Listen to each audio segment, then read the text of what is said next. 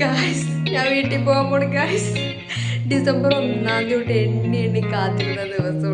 ഒരാഴ്ചയാണെങ്കിലും 2 ആഴ്ചയാണെങ്കിലും 1 മാസമാണെങ്കിലും വർഷങ്ങളാണെങ്കിലും എന്നും വീട്ടിൽ പോണത് ഒരു വല്ലാത്ത എക്സൈറ്റ്മെന്റ് തന്നെയാണ് എല്ലാവർക്കും അല്ലേ. എവിടെ പോയി എന്നാലും തിരിച്ച് വീട്ടിലോട്ട് വന്നാൽ അങ്ങനെ ഒരു ഭയങ്കരമായിട്ടുള്ള എക്സൈറ്റ്മെന്റിലാണ് സത്യമായിട്ട്. ഞാൻ ഓണത്തിനാണ് ലാസ്റ്റായിട്ട് പോയത്. അത് കഴിഞ്ഞിട്ട് ഇപ്പം ക്രിസ്മസിനാണ് പോകാൻ പോണത്. 1 വീക്ക് ലീവ് വണ്ടിയൊക്കെ പാക്ക് ചെയ്ത് ഒരു ഇത് സെറ്റാക്കി വെച്ചിട്ടുണ്ട്. ഇനി ഇതൊക്കെ എടുത്ത് നേരെ ഡ്യൂട്ടിക്ക് പോവാം. ഹലോ.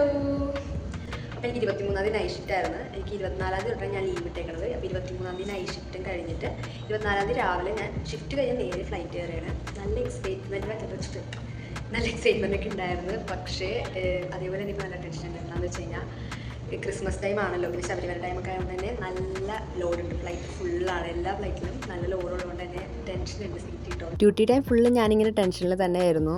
ഗേറ്റിൽ വെച്ചാണ് എൻ്റെ ടിക്കറ്റ് കൺഫേം ആവുന്നതും അറ്റ് ലാസ്റ്റ് എനിക്ക് ഫ്ലൈറ്റിൽ കയറാൻ പറ്റി. ചെന്നൈയിൽ നിന്ന് കൊച്ചിക്ക് ഫ്ലൈറ്റ് കുറവായിട്ടല്ല, ഫ്രീക്വൻ്റ് ആയിട്ട് ഫ്ലൈറ്റുകളുണ്ട്. ബട്ട് സ്റ്റിൽ വീട്ടിൽ പെട്ടെന്ന് വന്ന് കയറണം എന്നുള്ള ആഗ്രഹം കൊണ്ടാണ് ഇത്രയും കിടന്ന് ടെൻഷൻ അടിക്കുന്നത്. എയർപോർട്ടിൽ തന്നെ സ്ഥിരമായിട്ട് കൊണ്ടുവരാൻ വരാറും ഈ പ്രാവശ്യം വന്നതും അപ്പച്ചി തന്നെയായിരുന്നു. വീട്ടിൽ നിന്ന് എയർപോർട്ട് അത്ര വലിയ ദൂരത്തല്ലാത്തതുകൊണ്ട് തന്നെ ആ കാര്യത്തിൽ പിന്നെ ടെൻഷൻ അടിക്കണ്ട. കുറച്ച് നാളുകൾക്ക് ശേഷം നാട്ടിലോട്ട് വന്നുകൊണ്ട് തന്നെ ഞാൻ ഭയങ്കര എക്സൈറ്റഡ് ആയിരുന്നു, എല്ലാവരും കാണാനായിട്ടും നമ്മുടെ നാട്ടിലെ ഫുഡ് കഴിക്കാനായിട്ടും.